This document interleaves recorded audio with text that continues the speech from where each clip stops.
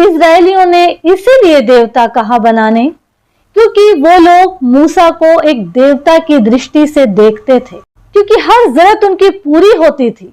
मूसा बोलता था और पूरा होता था, लाठी उठाता था और आश्चर्य कर्म होते थे। वो उसको एक मनुष्य नहीं समझते थे, वो लोग उसको एक देवता समझते थे कि ऐसा काम तो एक देवता ही कर सकता है। यहोवा ने तो खुद उसे परमेश्वर सा ठहराकर फिरौन के आगे भेजे थे।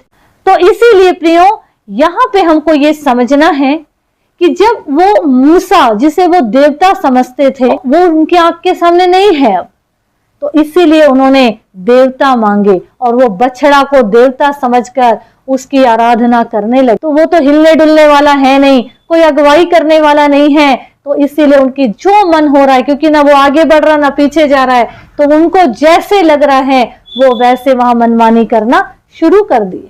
तो यहाँ ये समझना है, जहां दर्शन की बात नहीं होती है वहां लोग निरंकुश हो जाते हैं। इसका अर्थ ये है कि जहां पर मार्गदर्शन देने वाला कोई नहीं है तो लोग बेलगाम और अनियंत्रित हो जाते हैं। क्या कहा जाए, महिमा का वस्त्र उतार देते हैं, प्रभु की महिमा को एक नाशवान चीज में बदल देते हैं। यहाँ पे ये समझना है, जहां दर्शन की बात नहीं वहां लोग निरंकुश होते हैं, लेकिन जहां दर्शन की बात होती है, वचन कहता है, वहां लोग खुश हो जाते हैं। आगे लिखा, जो व्यवस्था को मानता वो धन्य होता है, पर जो प्रभु के साथ चलता है, प्रभु के दर्शन में आगे बढ़ता है, वो खुशहाल जीवन को जीते हैं। तो याद रखिए, जो मूसा की जो लाठी ने जो फिरौन के जादूगरों के लाठियों को निगल ली, या कहा जाए सर्पों को निगल ली, तो इसका मतलब ये हुआ परमेश्वर वहां फिरौन को, उसके लोगों को ये बता दिए, जो सबसे बड़ा देवता तू खुद को समझता है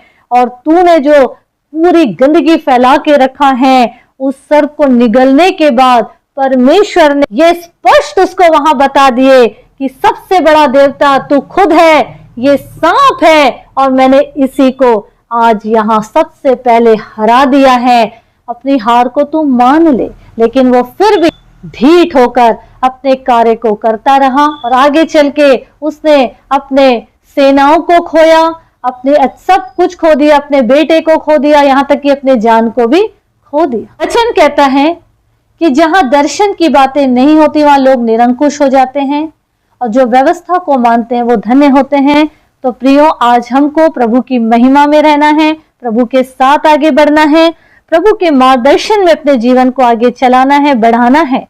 हमें किसी नुकसान में, किसी श्राप में, किसी विपत्ति को अपने जीवन पर, अपने लोगों पर नहीं लाना है, लेकिन हमारे सारे काम वैसे ही हो जिसमें परमेश्वर खुश हो और अपनी महिमा का कारण हमें बनाते चले जाए, हमें इस्तेमाल करते चले जाए।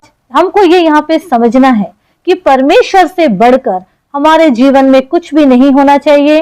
पहला दर्जा हमें परमेश्वर को देना चाहिए। अगर हमारे जीवन में कोई पुरानी रीति रिवाज है, रोज रोज की हमारी जो दिनचर्या है और हर एक वो चीजें, हर एक वो जन जिसे हम प्रभु से ज्यादा अहमियत देते हैं, जो प्रभु का समय चुराती है, वे सारी चीजें या सारी बातें, वो सारे लोग हमारे लिए एक मूर्ति पूजा के बराबर हैं, या कहे वो एक देवता है। अगर ऐसा कुछ हमारे जीवन में है तो तुरंत इन बातों को अपने जीवन से अलग करें, पुराने विचारधाराओं को बदलें और परमेश्वर को अपना जीवन दे, पूरी रीति से प्रभु के हाथ में सौंपे, प्रभु के मार्गदर्शन में आगे बढ़े, ताकि हमारा जीवन सिर्फ प्रभु की महिमा का कारण बने, प्रभु की इच्छा से चले, प्रभु से लिपटे हुए आगे बढ़ते जाए, ताकि हमारा जीवन बहुतों के लिए उद्धार का वजह बनता है।